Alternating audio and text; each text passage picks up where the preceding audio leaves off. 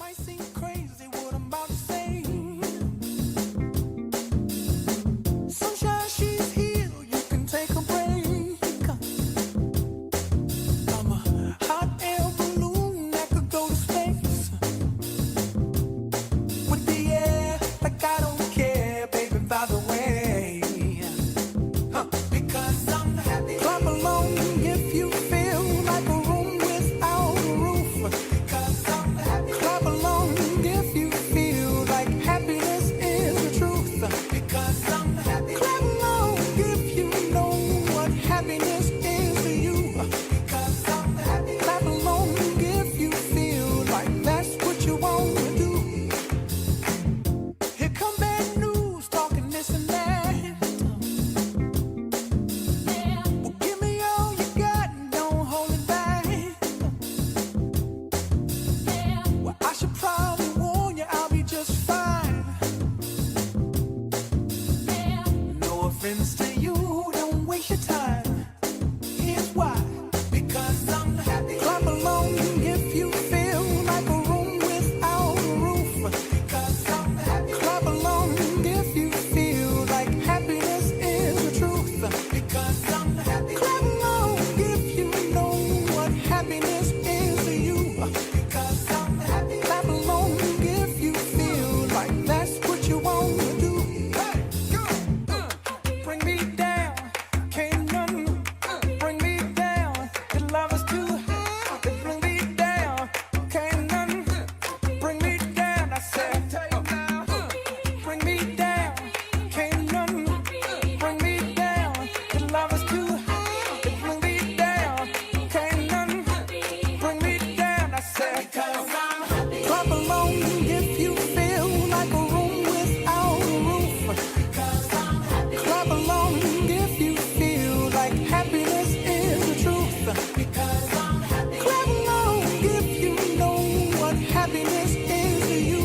Because I'm happy. Clap along if you feel like that's what you want to do. Because I'm happy. Clap along if you feel like a room without a roof.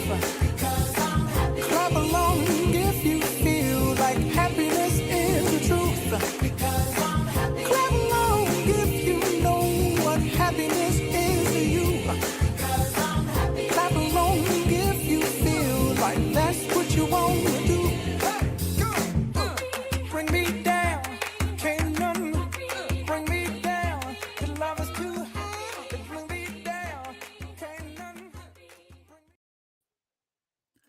Well, hello, everybody. Good morning, good afternoon, good evening, whatever in the world you are connecting from today. Well, this is the second time that I do this today. So if I already said good morning, good afternoon, or good evening, well, get double of that, get double goodness. So thank you so much, everybody, for being here, for being part of our Hacking HR live chat series, where I invite guests to talk about their books, to talk about the research they've done, and to share their insights and their ideas and their recommendations with us in this Hacking HR community. For those of you who are watching live right now, please let us know where you are connecting from, whether you are on Facebook, LinkedIn, Twitter, or YouTube. Please let us know where in the world you are watching this from. If you're watching the replays, well, thank you so much for being here, for being part of this Hacking HR live chat series, which is evidently not live anymore if you're watching it recorded, but thank you for tuning in. We've done this for the past about 3 months. We've had an amazing amount of conversations with brilliant, very brilliant and talented guests that have been part of these conversations and sharing their insights with us in the community. So if you have missed any of the previous sessions that we've had in the Hacking HR live chat series, please go to our website, hackinghr.io, and click on live chat, and you will find out all the interviews that I've had this year. And well, it's exciting. And by the way, I haven't said anything about this, but I'm going to say now, and this is live, but we're recording this on May the 9th, but we are going to be launching a Hacking HR live chat series technology edition. It's going to be all about technology stuff, and it's going to be very, very exciting, especially given all the stuff that has to do with artificial intelligence. So I'm going to be announcing more of that soon, but I'm hoping that you join us because it's going to be a very exciting, set of conversations about technology that we are going to be having about once a week. So stay tuned for that. So today we're going to be talking about, once again, this month, by the way, and I said this before, May is Mental Health Awareness Month. So most of our conversations, most of the topics that we are talking about this month have to do with mental health, whether directly or kind of like seemingly indirectly, they all have to do with mental health. And of course, the topic of organizational and corporate culture is fundamental to any conversation about mental health at work. You can't have a conversation about mental health at work if you are not talking about culture. And if you are talking about culture without including the elements of mental health and well-being, then that conversation is, kind of like half-baked, so to speak. So today we're going to be talking about the connected culture, how the art of relationships leads to positive results. And this framed in this idea of celebrating and observing all things mental health this month. So I am super excited to welcome Lola to the screen with me. Hi, Lola. Good morning. How are you? Good morning, Enrico. So nice to see you, and thank you so much for having me.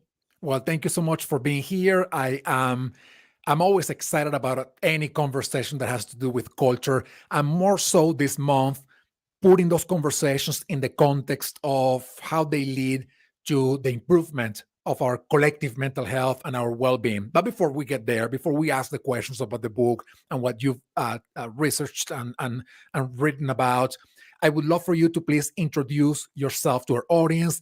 Please let us know more about you, who you are, the work you've done, and why you wrote this book and many other books, by the way. Thank you, Enrico. It's so nice to have you all here. My name is Dr. Lola Gershfeld, and I'm an organizational psychologist and CEO of EMC Leaders. And as a HR manager, working as a HR manager and CFO and a board member, I found that it was very difficult for people to work together in cohesively for a long Mhm. period of time.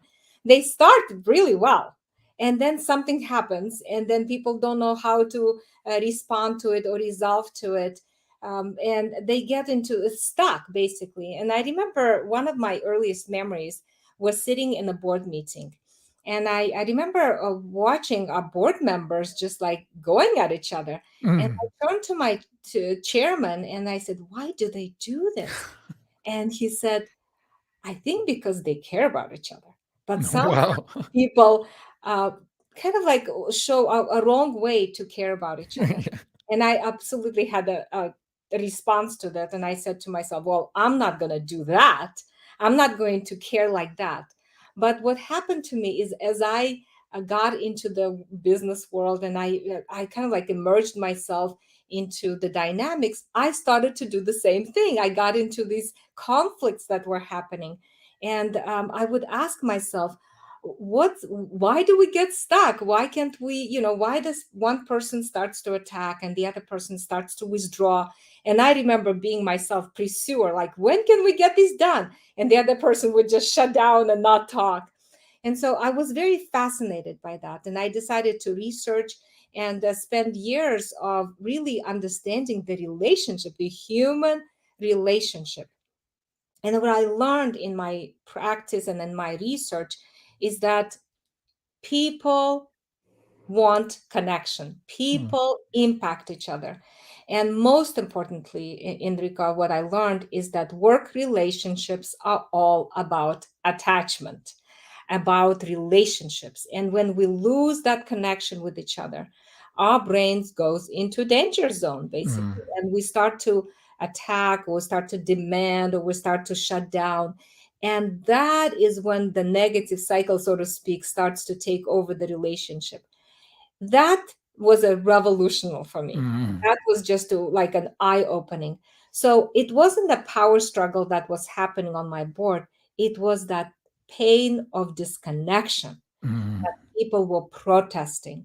Yeah. And as soon as I started to learn about that and started to understand how emotions impact us and how emotions really is a power thing that is happening in the dynamics, then everything started to kind of like fit into place.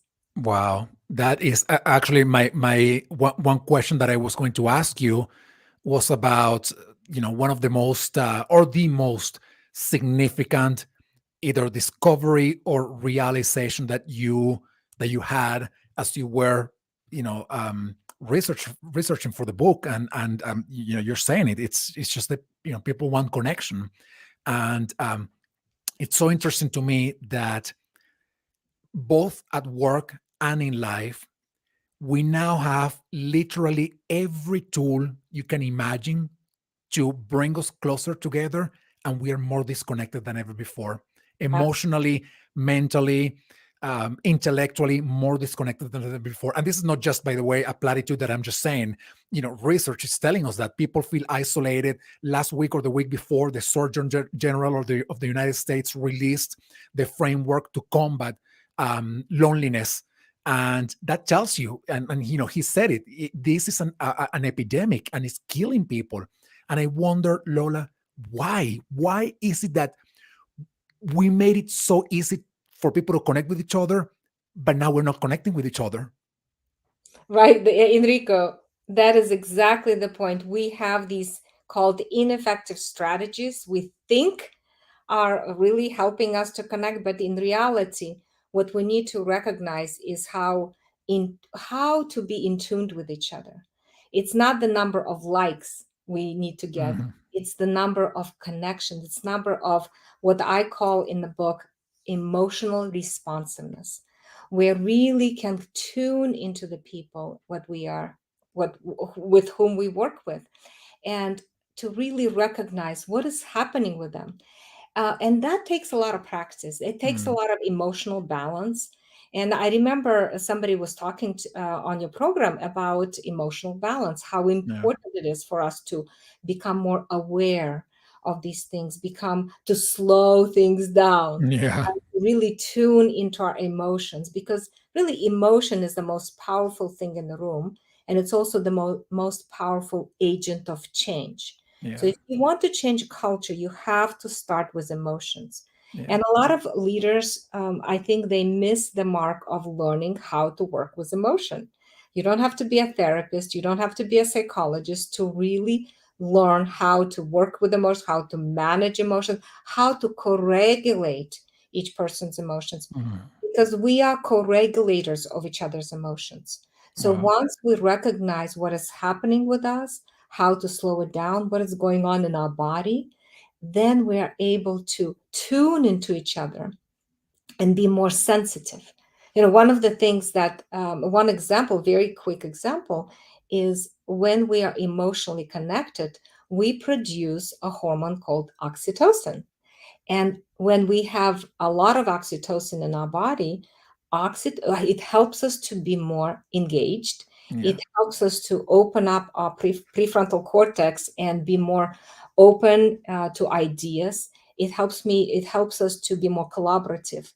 And I remember working with this group of people, a board, and they had a lot of disengagement on the board. And so I worked with the executive team, and I would ask them, how do you feel when before you go into board meeting, at the board meeting, and then after the board meeting?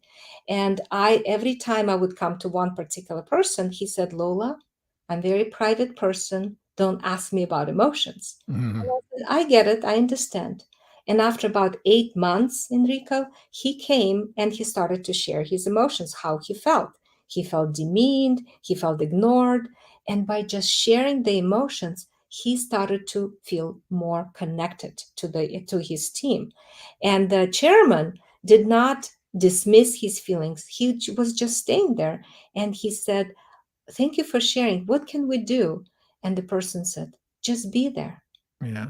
And this is one of the things I think we miss, is when people share something happening to them or they get in distress, we don't know how to hold that space for them. Yeah. Start to come up with ideas or solutions or saying Yeah. like, oh, don't worry about it. Oh, stop it. But what the person is saying is, I'm falling through space. Yeah. I'm scared or I'm embarrassed. Yeah. When by being there for them, we are basically telling them, I'm here for you. You're Yeah. not alone. Yeah, and that is so powerful. I A few months back, I interviewed somebody who wrote a book about walking, and I told him I am a runner, and I meditate, what I call meditation in motion, because I can't sit still. It's too hard for me to sit still, so I have to do it when I'm running. And he said, yes. However, if you really want to connect with people, Enrique, you have to walking is much better, because what you're doing is you're basically slowing everything down. Yes. You are taking the time to taste those connections, right? You're taking the time to truly hear or listen what other people are saying. You're truly taking the time to observe what's going on. And believe me, I'm not preaching to the choir here, because I don't live a slow life. I'm always hyperactive and accelerated in everything that I do. And sometimes I'm like, especially when I'm running, and but also when I'm building connections, I'm like, I'm missing something here, and that's because I'm just going too fast. And that to me, it's has been a now in a more recent realization. So I'm glad that you brought that up. And now, Laura, let me ask you, what is then a connected culture? What is the definition of a connected culture, especially in the sense of workplaces and organizations? Well, I'm glad you asked that because I had my first page on the EMC, Connected Culture book, is to talk about the connected culture is when people do fight and argue. A Mm, connected culture that when things are not done perfectly well all mm, the time. Connected culture where sometimes we don't listen well, but connected culture is when we create a sense of slowing things down and mm, learn how to be emotionally responsive to each other. The mm, connected culture is when we can be vulnerable and know that the other people will be there for us. mm. One of the key questions in attachment relationships is, are you there for me? Are you accessible to me? Are you Wow. accessible emotionally to me? Are you responsive to me? Are you emotionally responsive? Will you be there when I need you, when I call? And are you engaged with me emotionally? So even if you don't agree with me, will you still stay in a conversation with me? ARE is really if in your relationship, if I ask you, are you there for me? And you think about your work relationships, if the answer is a resounding yes, that means you had many experiences where you felt like the person was there for you, then your relationship is secure. If the answer is no or maybe, your relationship is always at risk. That Mm. means I'm going to come to the meeting always vigilant for threat. I'm going to, anytime you don't respond to me right away, my mind will go Yeah. into negative thought. You know, people talk about, oh, you should think positively. You should always have positive thoughts. But that's only lasts for 5 seconds. Yeah. What really helps us to be positive is when we have these repeated experiences where we can be there for each other emotionally. Yeah. So, in my connected culture, I brought a lot of examples on how to be emotionally responsive to each other, how to use the slow motion camera where you can really slow down and tune to each other emotionally. Remember the quote by Maya Angelou? It's not what people say, Mhm. but and what they do. It's about how they make you feel. Yeah. And the feeling is what helps us to create safety and connection with each other. That And is a connected culture for no, me. I love that. And then my question becomes, because then you're gonna present this, you're gonna talk about this to people who are always so busy, right? It's like never ending, their agenda, and they're walking on the hallways of the office like fast. And there's this episode of Seinfeld where George Constanza says to Jerry Seinfeld, if you want to look busy, go fast, and look angry. And that's how we look at people now. They seem to be busy all the time because they're going fast, and they seem to be angry all the time. So how do we tell them, slow down? Slow down, because that's going to get you results. You will have a positive impact, not just on the people, but on the actual business goals. If you slow down and you connect with people, how do you create that case for with those that are like, nope, I'm too busy to be slowing down, I need to go even faster?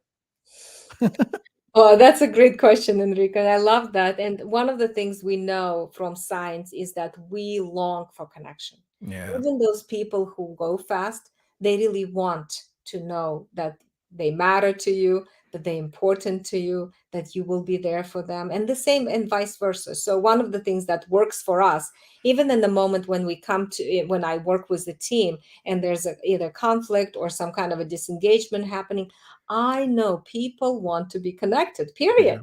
We have this biological prepared learning, prepared yearning for each other. So, I mean, you reminded me of an interesting case I had. I was working with the executive leadership team, and the CFO would just walk very quickly through the hallway, and and people got kind of like confused, like, why did she stop waving to us suddenly? And I remember, one of the things we do in our process, EMC process, is we create these bonding conversations where people feel safe to share what has happened for them and their experience. So the one of the managers says, "Well, when our CFO walks by so quickly, I start to feel like I'm invisible." Mhm.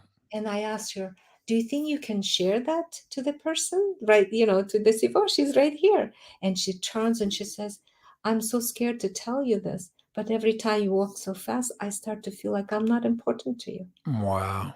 Right. Yeah. And you can just feel, and the other person says, "Oh my gosh, you are important to me." I mean, they learned this through our process. "You are important to me, and I just want you to know I walk sometimes because I get so stressed and I get so scared that I'm not going to finish my work and I will disappoint our CEO." So Wow. that's the reason. So that clarity and correction actually creates a bonding moment. And that's what sometimes we miss in our culture, is that when we get missed cues, we start to think that's a reality. But Yeah. we never go back and say, wait a second, what happened to you in that moment? Because that's the message I got.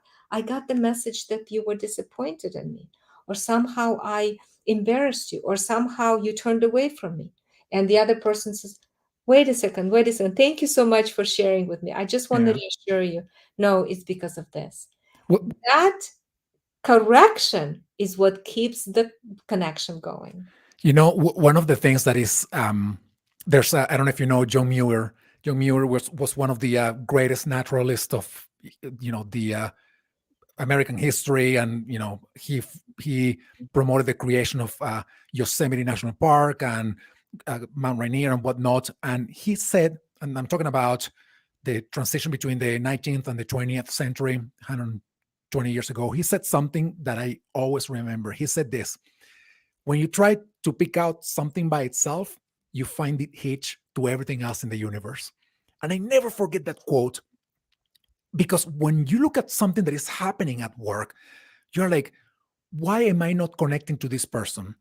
And then you start digging deeper, you start asking questions, you listen, and then you find that you have a story, you want to connect with others, but the person that you think you can't connect with because they're walking fast also has a story. And their story is what is causing them to walk fast. So when you understand, they are also seeking that connection. It's just that they have a mechanism of defense, which is I need to walk fast to get things done.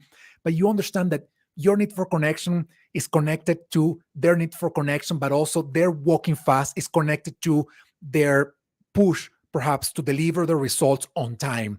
So everything is connected to everything at work. And that to me, it's a powerful but also overwhelming thought, because then if you want to build a culture of connection, then you got to account for all these nuances that are happening simultaneously. And I wonder, how do we even do that? How do we create a culture of connection while at the same time we understand that the CFO is walking fast, because in this case she wants to get the results of the day? How do we do that? Well, Enrico, I think we need to educate. We need to bring the awareness of emotions. Mm, This is one of the difficult topics, I think, in yeah. the workplace, is how do we talk about emotions? How do we express ourselves, what's happening for us, without blaming, judging, criticizing, Yeah. or lecturing, demanding, right? That's very hard for us to do if Mhm. we learn this over the years since our childhood. We learn how to protect ourselves. When we use these protective strategies or shut down, and we just like withdraw or avoid, these actually strategies which keeps us into a negative loop of interaction. So as one person starts to demand, the other person starts to withdraw. The Yeah. more one withdraws, and the other person continues to demand. So one of the things I love to do is I love to dance Argentine tango. And I don't know if you know anything about Argentine I tango, do, yeah. but if you watch the difference between like professionals and amateur is how they tune to each other. Mm, Right. So we look at interaction or relationship that is happening in the workplace as a dance, and emotion is the music of the dance. So if mm, you want to teach people to dance a tango and there's foxtrot music is playing, you can't do it, right? They're going to miss the tune. So what's happening in our cultures is people are dancing to their own tunes. mm, What we want to do is we want to teach them the language of emotion, number one, so they can articulate, they can tune into their emotion, they can recognize the emotion, and they can be very specific, especially with the softer feelings like sadness, shame, and fear. These are underlying primary emotions that really drives us everything.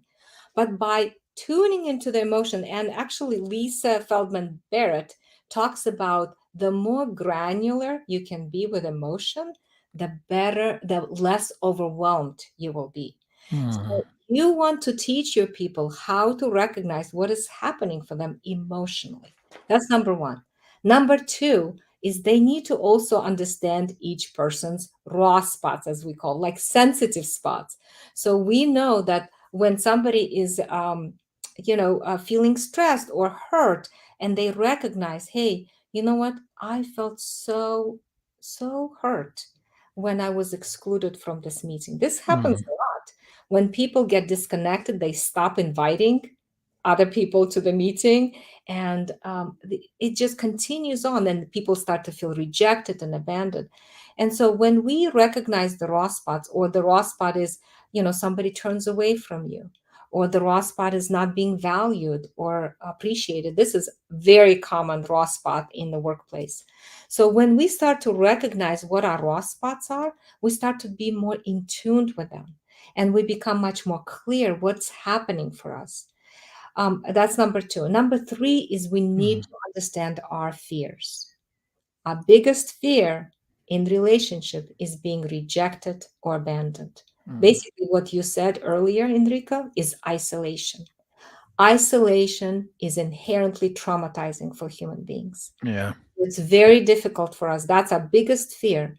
So when we feel alone in our workplace, we start to feel depressed, we start to feel sick, we start to feel disengaged, and becomes very difficult for us to do our work. And the last thing I want to say is that we have to learn how to ask for what we need. We have to ask.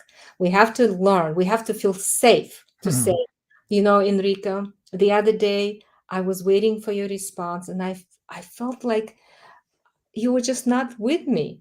I felt so rejected. And what I need to know is I am important to you, or this project is important to you.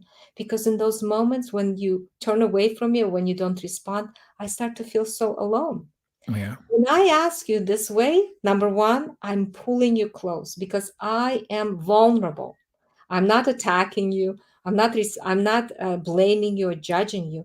I'm sharing with you how difficult it is for me when I'm alone. Mm, That takes practice. I mean, the other person, yeah. obviously, if people don't have the practice, they might not respond to Yeah. how you respond. But I think 6 out of 10 times they start to learn, right? They start to Yeah. learn to say, hey, Lola is not just criticizing me, but Lola is saying she's alone in that experience. It's very difficult for her. Yeah. So as people start to learn the language, everything becomes much easier to do.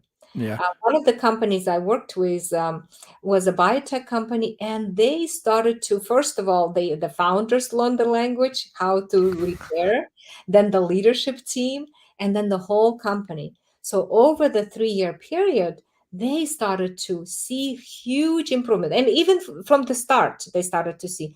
But as they got new people and they got more hires to do, everybody started to integrate the emotional connection language so they can repair those disconnects quicker and faster. Yeah. When you do that, you start to minimize the chance of conflict in the workplace.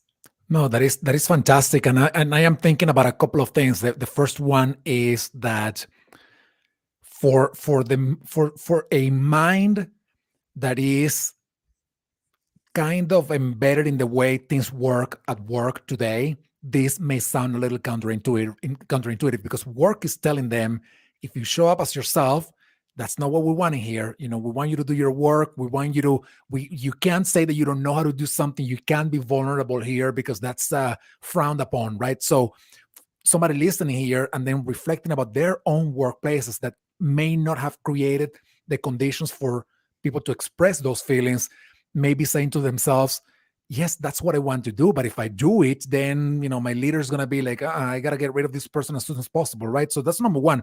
And then the second one interconnected with that is that that's the person who is responding to this vulnerability at the same time will have to have created the conditions for that vulnerability to emerge, for the trust from somebody else to just say something, right? And I've had leaders that who have created those conditions, and I have leaders who have literally shut it down. And whenever you try to be vulnerable about something, you would see even in their bodies, their reactions. It would be like, I better not say anything about this anymore because look at how this person is responding physically to what I'm saying, let alone hear their, excuses not to respond to something. So I think that's something that, how do you respond to that? How do you build those conditions, for people to be vulnerable? Enrica, you have to be very strong and Yeah. courageous. Yeah. Courageous, because the science is working with you. You know Yeah. that even the person is shutting you down, they want to be connected to you. Yeah. They are scared, they are stressed, they don't know how to respond, maybe they feel incompetent. But underneath every problem, there's frightening, alien, and unacceptable emotion. And Yeah. if you can recognize it and say, yeah, I hear you, I get it, it's hard, and it's very difficult. I mean, I remember bringing this process into my family. I'm the youngest one, and my parents and my in-laws and my brother and my brother-in-law and my sister, they were all kind of like against me, like, no, let's not talk about emotions. What negative cycle? No, shut it down. There's no negative cycle. No, they went into logic, in explanation, in fact. And I said, no, no, no, no, no. We're gonna just slow it down. And sometimes, yeah, it was hard. But you know what? Over the years, everybody Yeah. started to notice. Wait a second, wait a second. Yeah, you're right. Lola is correct. We do feel something. We Yeah. do care about each other. And the reason why we respond like this is because we lose connection. And the reason why we respond like this is because I feel something. I feel scared, embarrassed, or sad. And all of those emotions trigger me to do something. So I think to have the first of all, to have the understanding how a brain works is a key to continuing being on this path. And this Mhm. journey shows us is that when we are connected, we are healthy as human beings. Yeah. We are more resilient. Yeah. We grow each other. We start to express our talents in a way that we have not even imagined it's possible. We know this is going to happen. So I think that no matter what, we have to continue to be persistent and consistent and know this is the right way. Emotional connection is in all of us, Yeah. in Yeah. our bones. It's wired in. Yeah. So we long for that. And Yeah. when we have the role modeling, yes, people will maybe respond to you, but you continue doing it, people start to notice. Yeah. People start to say, hey, you know what? I like what you're doing because I can feel the positive change, the shift that is happening in our company or in Yeah. our team, in our conversation. So don't give up. Yeah, no, that's fantastic. We definitely long for belonging, and I appreciate you bringing that up. So, Lola, as we get ready to wrap up our conversation, I want to ask you one last question. I am I have this principle, right, that I actually talk a lot about in what I post on Hacking HR and in my keynote sessions.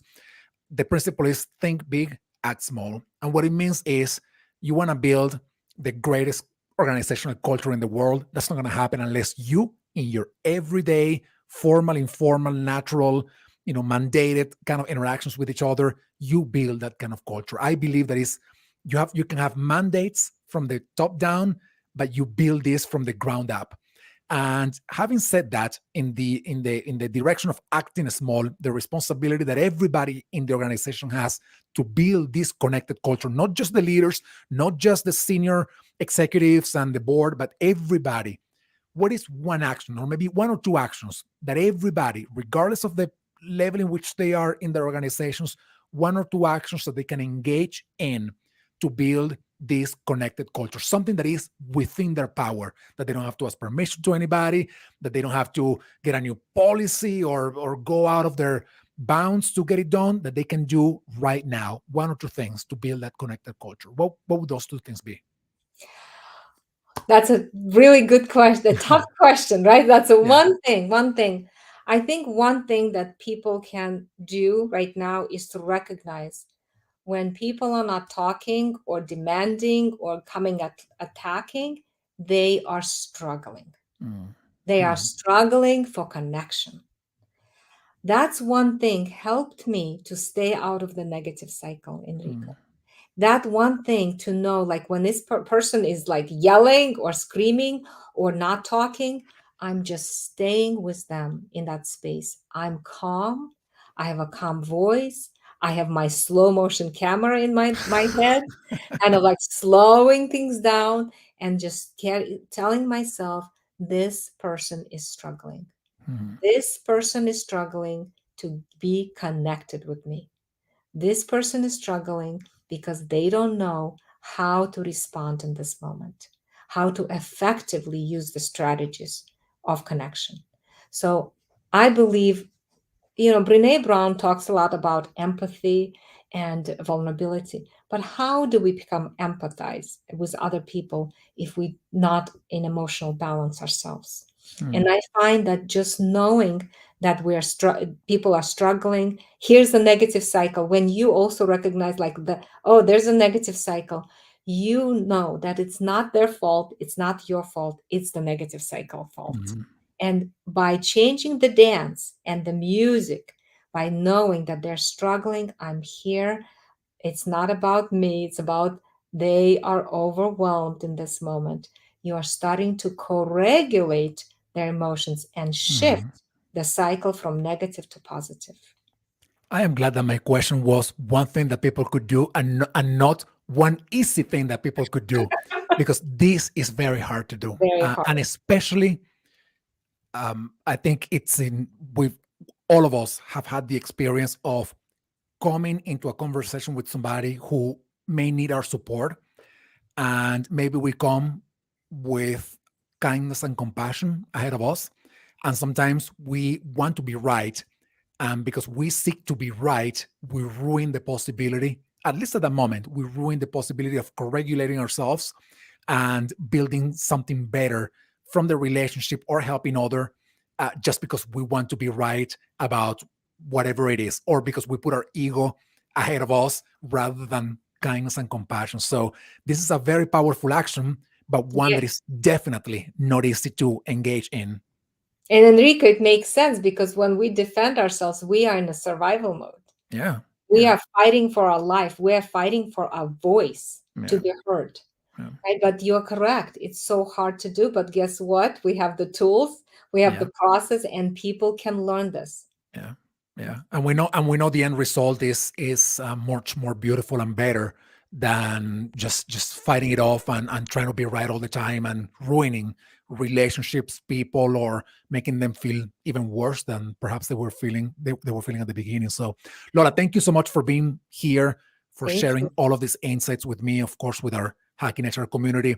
Everybody, thank you so much for being part of our Hacking HR Live Chat series, for being part of all the conversations we're putting together, especially this month of May, which is Mental Health Awareness Month. I am hoping that, number one, these conversations are valuable for you, not for you, what you do, for you individually, personally. These conversations are elevating you as a person, and you become more kind and compassionate towards yourself. That's number one, because then you can give to others, right? I mean, we can't pour from an empty cup, and we're just filling our cups in here with beautiful conversations about mental health and well-being, and then it also becomes about what you do at work. So I'm hoping that these conversations have been lifting for you, and that you continue to join us in the rest of the series that we have this month. So Lola, thank you so much. Thank you, everybody. I will see you all soon in our next conversation. Thank you. Thank you.